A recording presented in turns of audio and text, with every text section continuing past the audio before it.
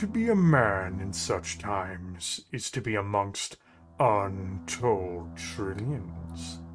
It is to live in the cruelest and most bloody regime imaginable. These are the tales of those times.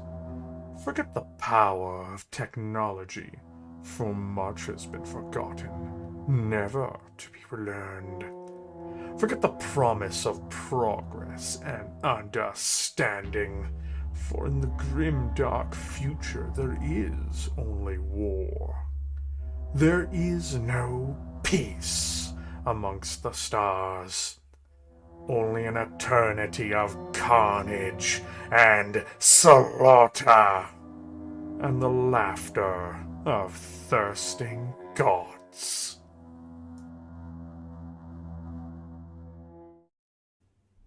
Welcome everyone. This video is my opportunity to talk about something very important to me. It's an aspect of an overall piece which makes up any fictional world. That is of immersion and credibility. And in the case of Warhammer 40,000, the lack of the spectre of death seems to be a great challenge to that immersion and credibility indeed. Now, to be clear, countless people are killed in the setting of Warhammer 40,000. Billions of people would die at a whim every day. Though the Imperium is called a million worlds, in reality it would be tens of millions, and the term is used to describe an endless number, rather than to put specifics behind it. Soldiers fight and die every day. Civilians are churned up in the horror of imperial industrialization. Others are sent to slave away on agricultural worlds in miserable and dangerous conditions. The all-consuming scale and scope of the death and destruction wrought on mankind, even from its own hand, is rather terrifying. And that's before the threats from the outside as well, which see the slaughter of countless peoples. Tyranids consume worlds, chaos twists the minds and bend reality before shredding whole systems. The violence of aliens such as the Orcs, Eldari, and Tau are also visited with liberal amounts upon mankind. There are threats abound and danger creeps around every corner.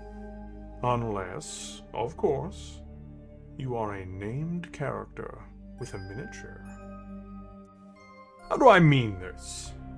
Well, the truth is billions may die every day in the Imperium. Worlds may even be completely annihilated by exterminatus or some other horrific means, such as being devoured by alien horrors. But rest assured, no matter how dangerous the battlefield, no matter how bleak the situation, no matter how damning the consequences may seem, the characters in question will doggedly find a way to survive. Sometimes that's fine. Sometimes that's good storytelling even. It may not be great storytelling if it follows the same script over and over again. Of course, some may argue that we should suspend our disbelief. It is, after all, a universe where people travel through what is effectively hell, or where people think the Lehman Russ battle tank is anything other than a badly made technical from the interwar years of World War I and World War II. When we look at the example of Marnius Calgar, we get a story that, if we follow the bullet points, reads as follows. He fought Khorne cultists as a child, and won, and stole, or honored, the name of his dead friend, who actually died in the fighting. Marnius led a breach onto a Tyranid hive ship. He held off an Orc invasion for 1 full day by himself, though this was later retconned. He defeated an Eldar avatar of Cain, the god of war, in singles combat. He defeated the demon prince Makari, though who hasn't? He has slain the Swarm Lord. He survived a Night Lord's ambush and rallied a feudal world to defeat several hundred Chaos Space Marines. And, most importantly of all, he outwitted and defeated Abaddon the Despoiler, War Master of Chaos, on the surface of Vigilus. In many instances, he was nearly killed, suffering grievous injuries and enduring on despite the catastrophic damage to his body. Calgar is more Superman than he is soldier at this point, and not simply as a space marine, but his place within the larger story of Warhammer 40,000. Perhaps that's not such a bad thing even, except he's not the only Superman, and this isn't a comic book universe. Some characters may not have the same fantastical record as Calgar, but figures such as Logan Grimnar, Sebastian Yarrick, Kaldor Drago, who has a more fantastical story to be fair, and others have similar displays of enormity, while still having the protection of an immense amount of plot armor. It's not to say these stories are all bad. Again, they're not. But what they do when the hero is put on the forefront time and time again is they remove the credibility of the setting, and they place these stories into an increasingly strange, almost comedic setting. The thing is, it was not always so. There's an example of a great character who did great things, who had a model on the tabletop, and his name is Erasimus Tycho. Certainly, he has his own element of exaggerated storytelling, but it doesn't become as extreme as the examples of Drago or Calgar. What does set him aside from the others, however, was the fact that Erasimus did something which the overwhelming majority of humanity has done, both in real life and in Warhammer 40,000. He died. He met his end in a vicious battle over Hive Tempestora on Armageddon, dying as he fell to the Black Rage, while being a part of a death company that was pitted against the horde of orcs, and dying in epic fashion atop a mound of green-skinned corpses in a display of ultra-violence. It's a death still memorable at this time, over 20 years later. But why is that?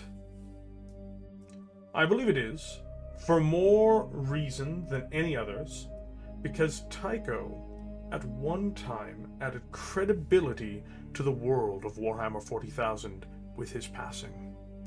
He fought across 100 battlefields, fought the horrors of the galaxy from orcs to tyranids to chaos.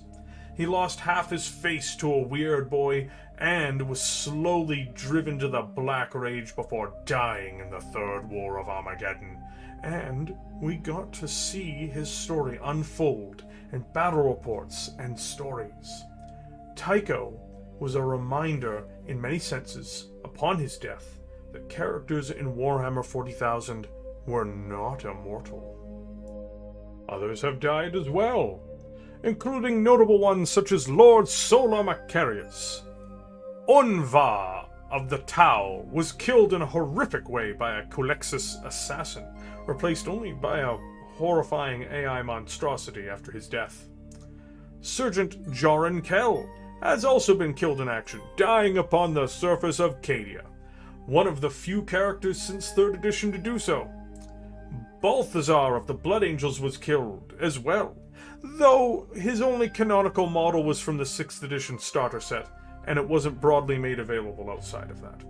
Eldrad Ulthran was killed during the Eye of Terror campaign during 3rd edition, but this was later retconned out of existence, removing a key moment from the setting. But these examples are few and far between. The setting itself is built on the premise that death looms, but it doesn't seem to for a chosen few. Even among the fans themselves, there's a call to reverse deaths dating as far back as the Horus Heresy, ranging from Primarchs to Captains. But these people don't understand storytelling, in my opinion.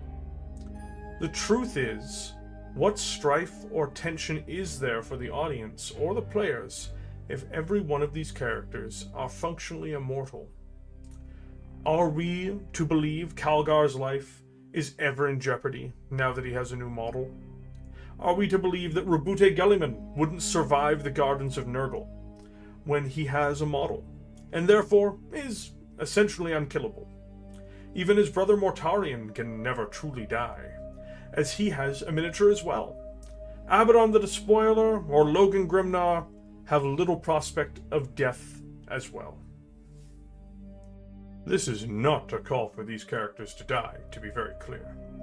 But just because these characters have a model shouldn't remove their ability to die in the lore. If the model is great, and they have a worthy story, and that story is enhanced furthermore by their deaths, then there should be no shame in removing that piece from the board, as it were, as a narrative element. Finishing stories is a part of every setting and a part of life. And let's be honest, if a notable character died every now and then, it'd give opportunity for new characters to appear. And best of all, it'd lend some credibility to the idea of that in the grim, dark future of the 42nd millennia, there is only war. As a final aside, rounding back to the beginning of our story, Marneus Calgar crossed the Rubicon Primaris before taking the field on Vigilus. Would it have not made more sense for him to cross it afterwards? After Abaddon had, quote, killed him, unquote, with the Talon of Horus? Saving his life and creating a plot point to follow up on? This would have at least given the appearance that plot armor had its limitations, much as what happened with the shameful display of Ragnar Blackmane and Ghazghkull Thraka as well. In short, the world of Warhammer 40,000 is a dark and hellish nightmare. That nightmare should not be repulsed so easily by plot armor. Thank you for joining me here today. If you enjoyed this content, please consider leaving a like and subscribing to the channel. We are doing our best to grow the channel at this time, and we would greatly appreciate your support. We also go through and we do live streams on this channel every single day, and we would like to see you there as well. With that, have a great day.